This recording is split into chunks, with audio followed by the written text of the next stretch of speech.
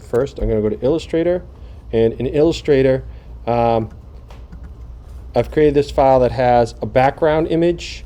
It's got a middle ground, kind of another background image, we're going to call it, and then I also made like a tree for like the foreground, which is going to actually be blown up and bigger and more on this side of the page, because you'll put your person kind of over in this area here.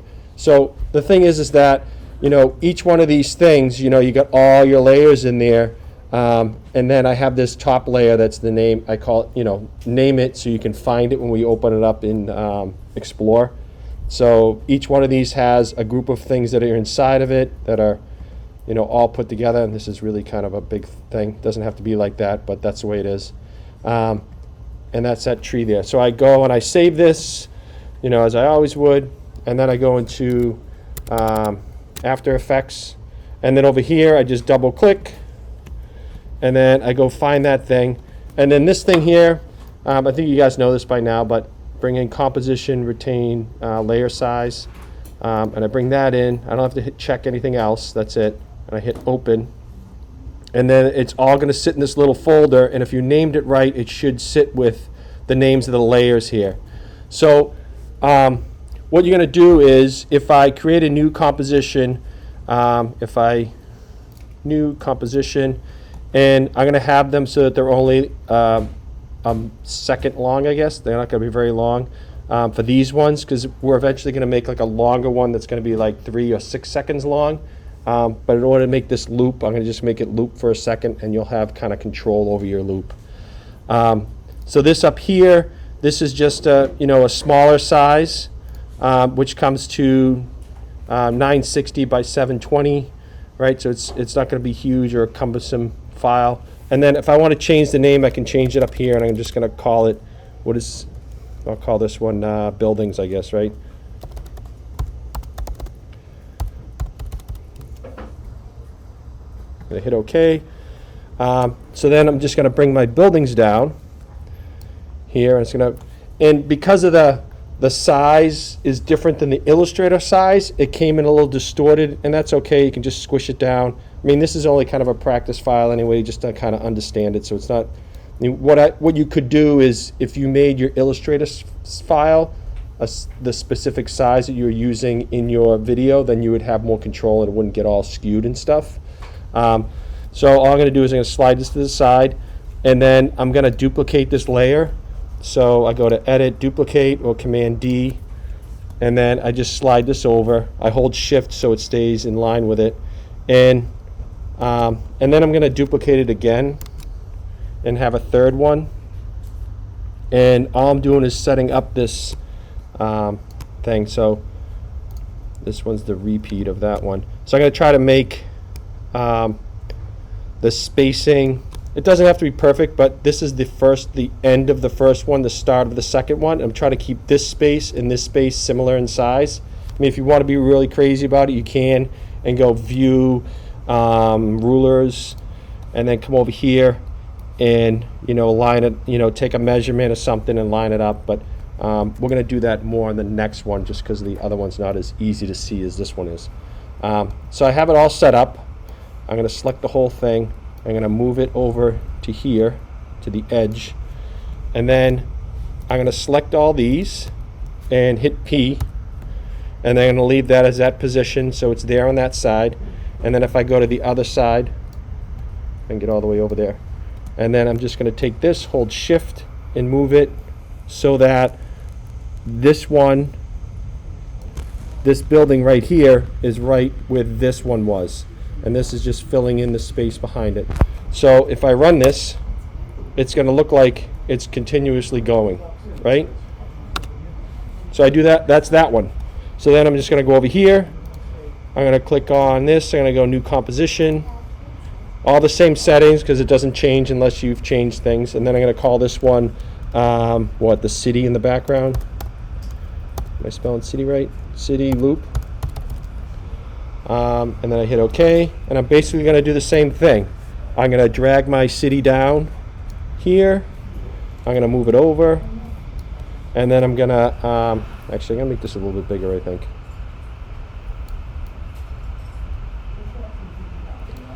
And then I'm going to duplicate this, so Command D. I'm going to bring that over, hold Shift. I'm going to try to get it so it's touching. And then I'm going to drag this whole thing over, hit Command D, and then bring this one over, holding Shift. So it's the same thing. I'm going to grab this whole thing, move it over here to be in the start. I select these three things, hit the P button, hit that, and then I move this over, and then I slide this and hold Shift. Whoops, I'm jumping ahead of myself here. I am going to use the ruler on this. I'm clicking and dragging this over, and I'm going to line up that edge right there of that building. And then when I slide this over, it's just going to tell me that it's where it is the right spot. So then when I run and hit the space bar, it should look pretty smooth. I guess there's a little bit of bounce in there, but actually once it's all run through, it looks fine. So I hit stop on that. And then I don't have to do it with the tree because I'm going to do it a different way. This is the tree. Where's the tree thing? The tree's here. I don't have to do that. So what I'm going to do is now I'm going to create another new comp. Just click it down. New comp. And then I'm going to call this, I don't know, moving city loop. I don't know. It's the whole thing. It's the final. So this one here, I'm going to change this to be, actually I'll just do it for 3. And then everything else is fine. And I hit OK. So now if I bring in my background, so the city is the background. Did I do that wrong? Sorry. I want to bring in the city, which is my background. And then I want to bring in front of that, where is it, building. I'll just switch those layers so they're in the right order. Right? So I can move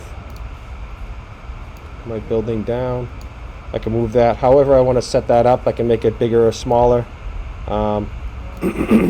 Sorry. And then make sure I got the right expression in front of me here. So if I click on this here, control click and set up time, and then it's enable time remapping. And then if I control click the time remapping thing, I can edit the expression, and then that's going to be this thing here where it's loop out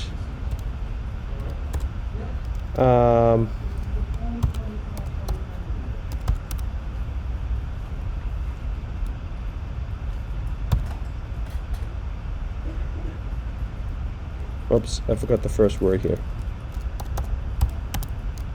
Type equals comma,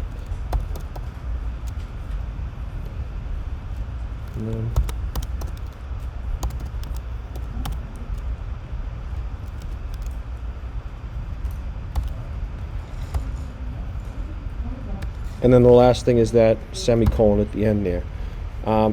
And I could take this thing and copy that because I'm going to do the same thing for this one here.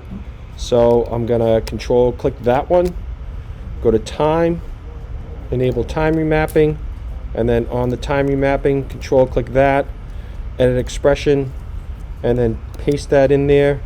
And then if I run this, it should loop, right? But we don't have all that stuff there, so if I go like this, I can now drag this to go across the whole thing, right, to the end. I can drag this one to go across the end. And the thing is that the timing is exactly the same, right? They're running right along each other. But the background should be slower than the foreground. So this is my background. So if I drag this thing over, and I want to keep it in 1 second, 2 second, and 3 second, because it'll flow the best. So then it looks like it's kind of moving, right? And then the thing you could do with the tree is, we don't have to do that same other thing because the tree is just one object and it's going to be in the foreground. So I'm going to grab the tree and I'll drop that in there. I'll put it on the top, if I can get it there. Come on. There we go. And the tree, I'm going to make it bigger. And I'm going to put it in the foreground because it's really close to us. I'm going to put it off to the side here. And actually, I'll go a little further so it's off the page. And if I hit my P button and then set my point there and go to the other side, hold shift. So I kind of got ahead of myself here. I want to have this over here and hit the P now and do that. And then move this to like 1 second or something, or I can move it to, it doesn't really make that much of a difference. Just move it over, and then I can hold shift and move it here. And then what I can do with this here is if I want it to repeat and do a loop. So if I control click that and go to the time remap, the time, sorry, expression, where am I here?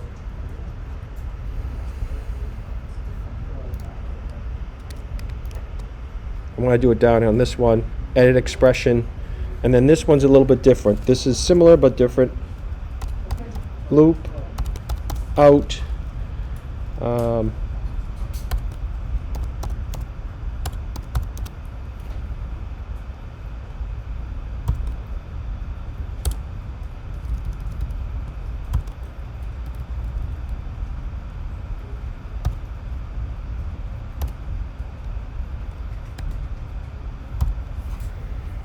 that should do that. And then if I hit space, it's just going to keep going. Right? Because and that's actually backwards, isn't it? But you understand it, right? If I had it going the other way instead of that way, it's kind of confusing. But I would Command Z it. It should be going in the same direction as that. I guess I could do that all over again. So what I'll do is I'll just throw this out, delete that, drop a new tree in.